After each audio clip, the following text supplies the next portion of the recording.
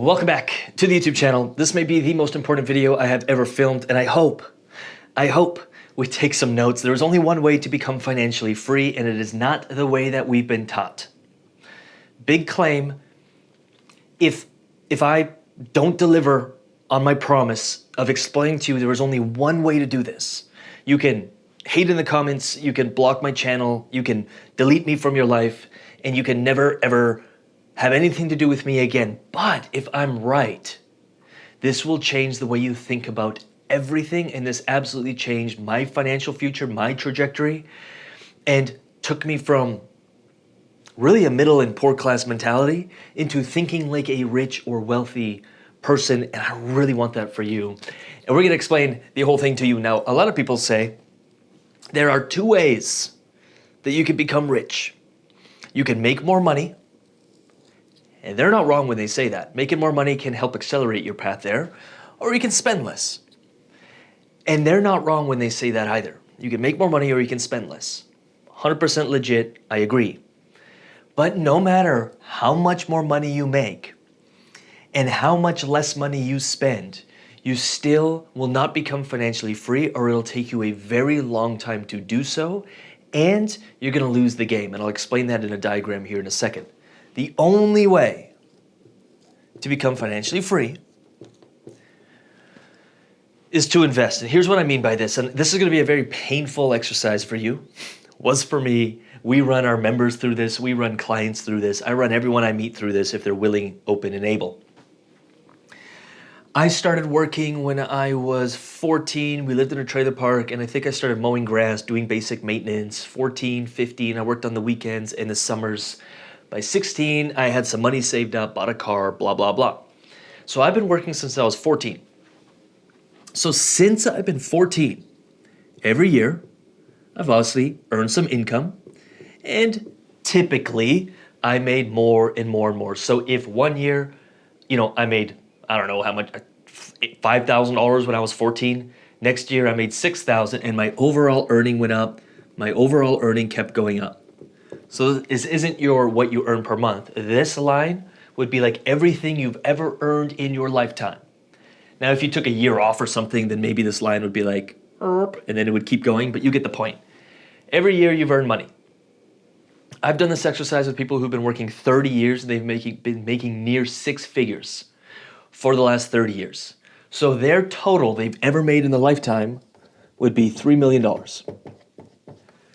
See if you can calculate any gifts. Maybe you were gifted some money, maybe your family had some money, maybe you were given $60,000 for your education.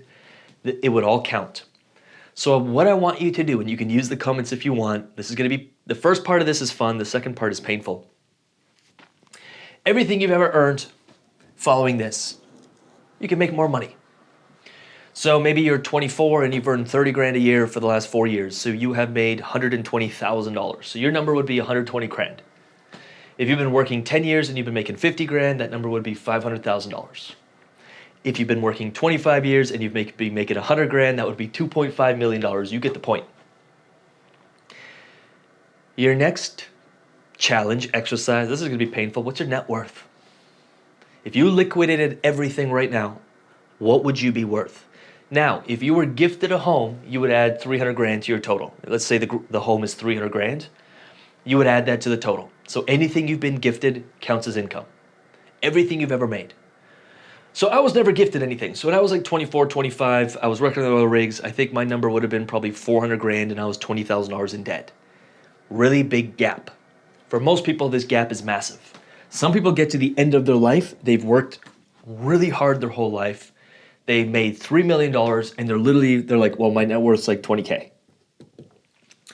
Some people, they have $200,000 equity in the house, and they have $400,000 still owing.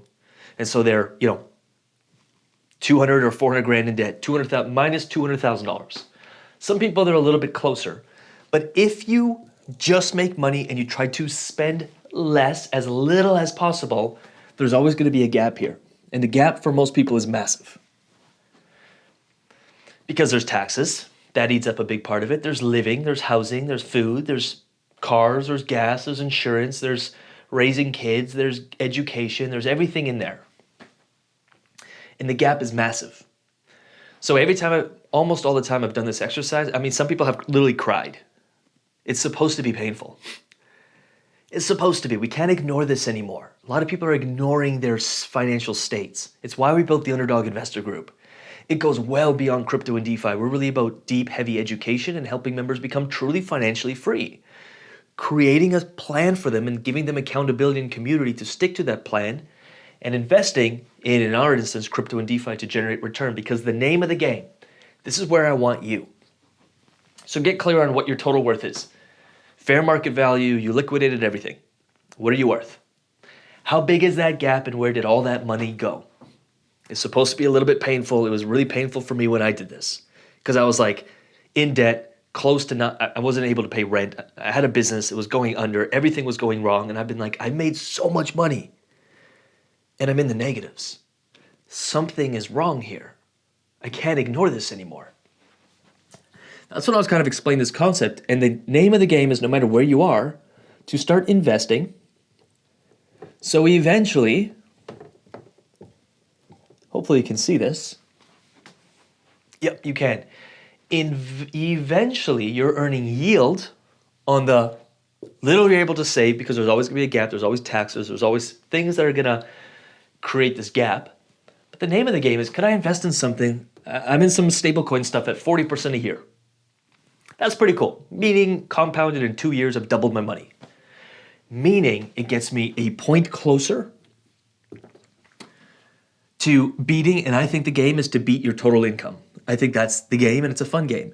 Then you invest in some other things, and you compound it, and you invest in some other things, and eventually the compound effect takes hold, and you're like, whoa, I worked for 10 years, and I made $1.2 million, but I'm worth $2 million. And that's when you know you're playing the game right. And it all starts with saying, sure, make some more money for sure. Focus on that. Spend less, 100%. But that won't help you become financially free. Maybe you can save your way into someday you've saved 300 grand and you can like maybe live off it in some other country. Fine. If that's what you want, that's what you want. Most people, they don't want to spend 30, 40 years doing that. Get obsessed with investing it. And eventually you'll know you're on the right path when you invest your money, you get more joy than actually buying the item. I would rather buy a portion of the company than invest in the item. And when you're getting joy from that and excitement from that, you know that you are changing. You can't always see it right away, and that's why most people don't do this. It's not like an instant gratification. It is a delayed gratification because you invest it, you don't see much. A couple more months, you're like, whoa, I'm earning more. I'm not going to buy anything. I'm just going to invest it. Case in point, we had a member 4 months ago. They earned an extra $200 their first month. Now, they were kind of disappointed. They're like, I want to make more. I was like, how much do you make? And they made 3 grand. So they were making 3 grand a month. They made an extra 200. Now their income was 3,200. I asked them, how much more would you have had to work at the job to make that? Oh, I'd have to work an extra day or 2 days or whatever. Well, you just bought back 2 days. Now don't buy anything with it, reinvest it. Next month, 280. Next month, 400 because they got better at the game. Now you're making 10% more in passive income, or you're making 10% of your total income in passive income. Compound that out, or think of that out 6 more months, 12 more months. Literally, you could probably be making half of your worked for income in passive income. And in 2 years, you could completely obliterate your job and be making passive income so you could do something you actually love. Maybe start a business or travel the world or do something. I just don't get why people think 2 years out is so far away. And that's on a very small, but that's a very small example. Some people have achieved financial freedom in a year. Now, to some that may seem like it's so far out. To me, I'm like, yep, I'm obsessed with this. Really obsessed with this. Investing in myself and in my financial future and in assets that actually pay me. Simplest way to define it, asset is something that puts money in your bank account. Liability is something that takes out. By all definitions, a house is not an asset, it's a liability. If you stop working, you have to pay your house. Now on a balance sheet, of course, your house is an asset. What it's worth minus the debt on it, okay, that's what you got in it. Totally fair, but all I'm saying is if you want to really become wealthy, you're going to get obsessed with generating in assets that pay you. And that's going to be your obsession every single day, every single week. not for the money, but for what the money buys you, which is time. So you can actually spend your time in more and more aligned and abundant, creative, like passionate ways. I want to wake up every day. I want to be excited about what I'm doing. Full stop. When I met my girlfriend, I remember saying, if I don't care what we have, if I'm not loving what I'm doing and if I'm not inspired and waking up, making a difference, I'll give it all up. We'll go live in a basement suite before I take that deal. You can't pay me. That's why I can't do a job. I worked jobs for 4 years, 5 years, 6 years, and I was like, done. I can never do this again. Not making jobs bad. I could have found a job I loved. I just didn't because I'm stubborn. But find something you love. Yeah, but they don't pay me as much, so get obsessed with this.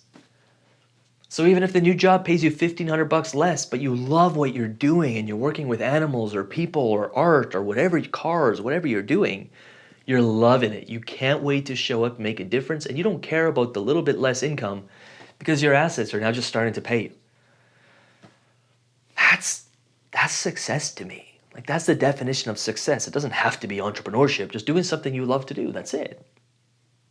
I really hope this video finds you well. If it did, do leave a comment. Not only are you entered into our weekly giveaways, by leaving a comment, we pick a random winner through a name generator, and then we give you $100, which is kind of cool. So you can invest it into your assets. Don't spend it. Don't buy video games or TV stuff or programs or whatever. Invest it either in yourself, which could be education or books or whatever, or into actual assets.